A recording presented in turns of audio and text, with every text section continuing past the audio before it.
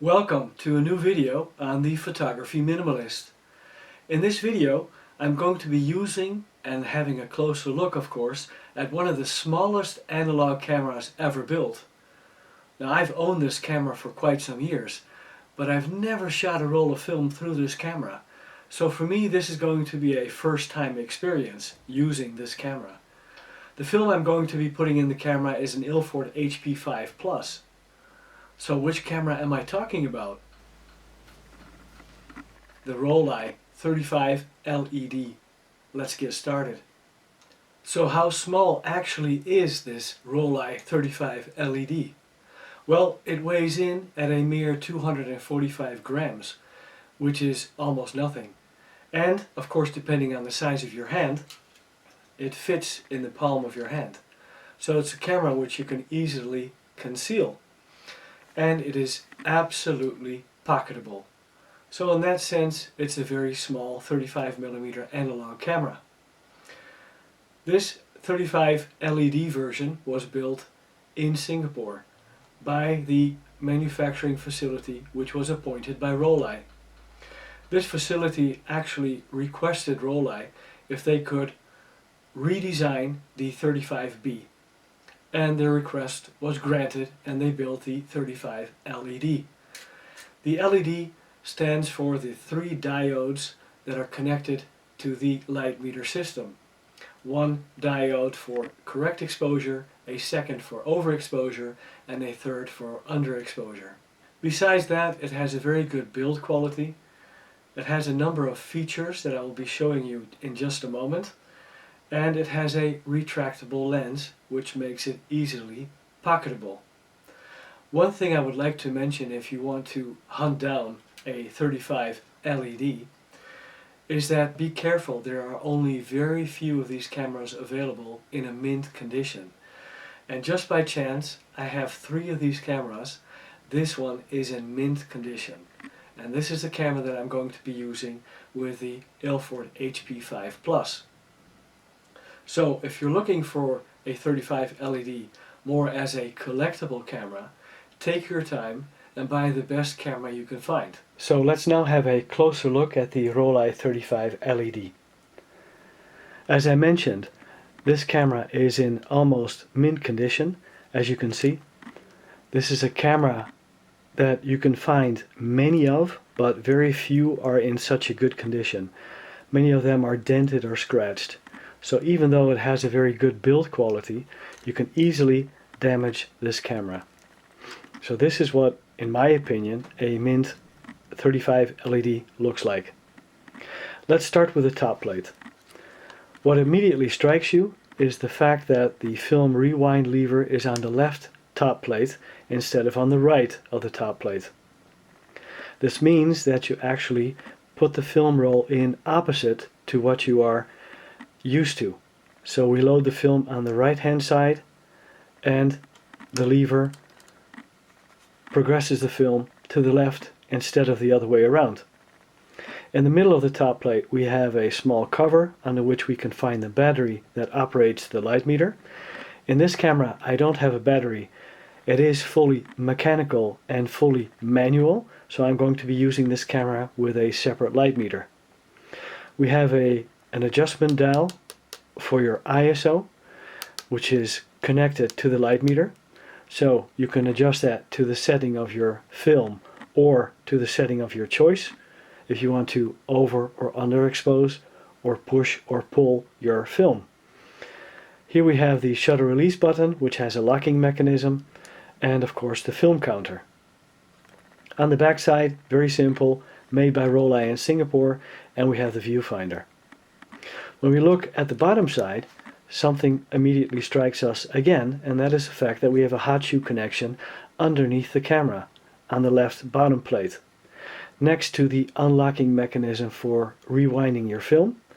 In the middle we have a knob to open and close the camera to load your film or unload your film, and on the right hand bottom we have a film rewind knob, which we would normally expect on the right top. So those are the peculiarities of the camera. On the right hand side we have a connection for a wrist strap, And when we look to the front of the camera, we see of course that we have a Triotar 3.5 40mm lens, which was made under the license of Rollei. We see of course the viewfinder, the light meter, and we see a small spigot which we can compress. Now, the camera at the moment is not working. Why? Because the lens is in the body. If we carefully pull out the lens, turn it until you hear the click, we see this small spigot jumps out. Now the camera is ready for use.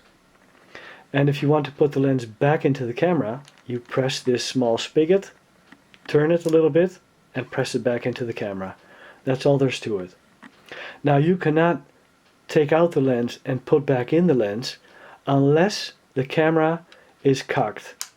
So it has to be ready for a next picture, otherwise it's impossible to take out and put back in this lens into the camera. That's important to note. So I'll pull the lens back out again till it clicks in its fixed position. Let's now have a closer look at the top of the lens. Here we can find the focusing ring, which you need to do from the middle here. On the sides there's no possibility to focus, so this is this inner ring which you need to use to focus on your subject. There's no focusing capability or assistance through the viewfinder, which means that you either need to estimate or measure your lens to subject distance or otherwise use a zone focusing system. As this camera has apertures going down to f/22, this is an ideal lens to use zone focusing. So that's something that you should take into account. The best thing is to use a zone focusing system when using this camera. Here on the inside we have the adjustment ring for the aperture, which goes from 3.5 being the largest aperture all the way down to f/22. On the inside here, near the body, we have an adjustment ring for the shutter speed. And we can turn this to adjust the shutter speed.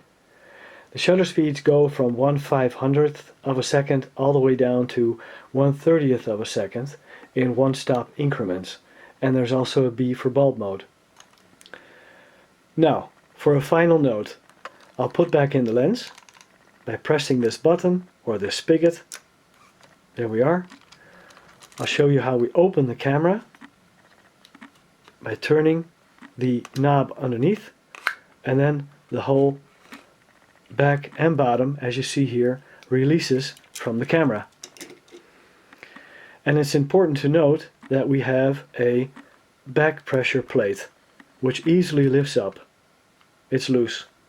So now you can install your film, rewind it into this spigot here, after which you fold back your pressure plate and put back the camera together again. And that's it. And then you are off to go. This was everything I can tell you about the Rollei 35 LED. Well, I hope you enjoyed this video on the Rollei 35 LED. I'm now going to fill the camera with a roll of Ilford HP5 Plus and taking it out to the southern part of Amsterdam, which is a financial district and a lot of high-rise buildings and expensive apartments, and that's an ideal location for a concealable camera and especially for black and white photos. If you like the video, please give it a thumbs up, and you're more than welcome to subscribe to my channel and keep up to date with all the videos that I bring to you with regards to photography. Thanks again. See you in the next video.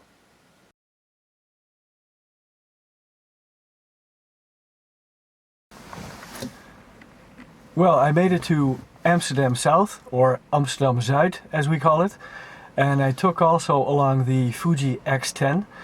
I put that to a fixed ISO level of 400 and set it to aperture priority, preferably at an aperture 11.